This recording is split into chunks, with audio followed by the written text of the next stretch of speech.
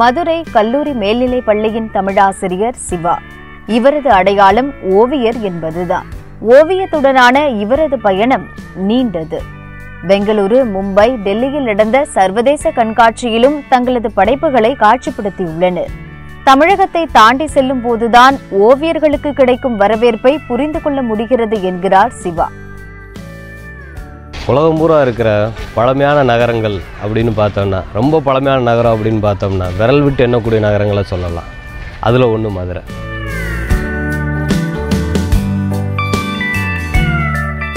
மதுரையோட வயசு என்ன? 2000க்கு மேலேன்னு பெருமையாக சொல்கிறோமே, அந்த பெருமையை எப்படி நம்ம மற்றவங்களுக்கு பெருமிதமாக காட்டுறோம் அப்படின்னா, மதுரையை சுற்றி பார்க்குற யாருக்குமே இதோட வரலாறு சார்ந்த மிகப்பெரிய புரிதல்களை நம்ம கொடுக்கவே இல்லை. மதுரையை சுற்றி ஒரு பெரிய கோட்டை இருந்துச்சு. ஆங்கிலேயர் காலத்தில் பிளாக் பண்ணுற கலெக்டர் இருக்கும்போது அந்த கோட்டையை இடித்து மதுரையை பெருசாக்குறாரு. அப்படி இடித்து மதுரையை பெருசாக்கும்போது ஒரு பகுதியை மட்டும் விட்டு வச்சுட்டு போகிறார். அது மாநகராட்சி அலுவலகமாக இருந்து இப்போ அதை ஒரு பூங்காவாக மாற்றி வச்சுருக்கிறோம். அது பெரியார் பேருந்து நிலையத்தோட அந்த காம்ப்ளெக்ஸ் பஸ் ஸ்டாண்டோட ஒரு பகுதியாகவும் அது இருக்குது. இப்போ இங்கே நம்ம அந்த சுற்றுலாவுக்கான வாய்ப்புகளில் இங்கே உள்ள கலை வடிவங்களை காப்பாற்றுறதுக்கான எத்தனையோ வாய்ப்புகளை நம்மளால் உருவாக்கிட முடியும். இப்போ உதாரணத்துக்கு அந்த கொத்தளம் மிகப்பெரிய இடம். அதில் பார்த்தோன்னா ஒரு பெரிய காட்சி கூடம் கூட இருக்குது. அந்த காட்சி கூடத்தை நம்ம அற்புதமான கலை காட்சி கூடமாக மாற்றிட முடியும். இப்போ நிரந்தரமாக அங்கே ஒரு ஓவிய காட்சி கூடத்தை வைக்க முடியும்.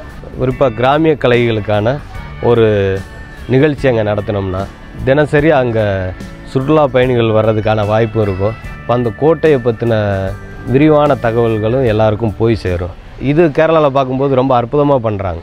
ஒவ்வொரு இடத்துலையுமே சுற்றுலா சார்ந்து எப்படியெல்லாம் வருமானத்தை உருவாக்கலாம் அப்படின்னு பார்க்குறாங்க. நமக்கு அந்த மாதிரியான எண்ணமே கிடையாது. வெனிஸ் நகரத்தில் நடக்கிற பினாலே 100 ஆண்டுகளை கடந்து தொடர்ந்து நடந்துக்கிட்டே இருக்குது. இப்போ இது மாதிரி நம்ம ஊரில் நம்ம நாட்டில் ஒரு பினாலே நடத்தினா எப்படி இருக்கும் அப்படின்னு போஸ் கிருஷ்ணமாச்சாரி அப்படின்ற ஒரு ஓவியர், அவர் கேரளாவை சேர்ந்தவர், அங்கே உள்ள அரசியல்வாதிகளை பார்த்து இது சார்ந்து பேசும்போது அவங்களும் அதில் ஆர்வமாகி கொச்சியை தேர்ந்தெடுத்து கொச்சியில் பினாலே நடத்தலாம் அப்படின்னு முடிவு பண்ணுறாங்க. அது கொச்சி முசிரிஸ் பினாலே அப்படின்னு 2012 அதை ஆரம்பித்தாங்க. ஒரு அரை முழுக்க கலை வடிவமாக இருந்து அதுக்குள்ளே நம்ம போனோன்னா எப்படி இருக்கும்? எல்லாமே இருக்கும். நம்மளும் அதுக்குள்ளே போகலாம், பார்க்கலாம், உட்காரலாம். எங்கே பார்த்தாலும் கலை இருக்குது. நடந்து போய்கிட்டே இருக்கோம்னா ஒரு சாலை ஓரத்தில் ஒரு இடிஞ்ச கட்டடம் இருந்தால் அதுக்குள்ளே ஒரு கலை வடிவமைப்பை வச்சுருக்கிறாங்க. ஒரு பகுதியை ஒவ்வொரு பினாலேயுமே மாணவர்களுக்கு ஒதுக்குறாங்க, ஓவியக் கல்லூரி மாணவர்களுக்கு ஒதுக்குறாங்க.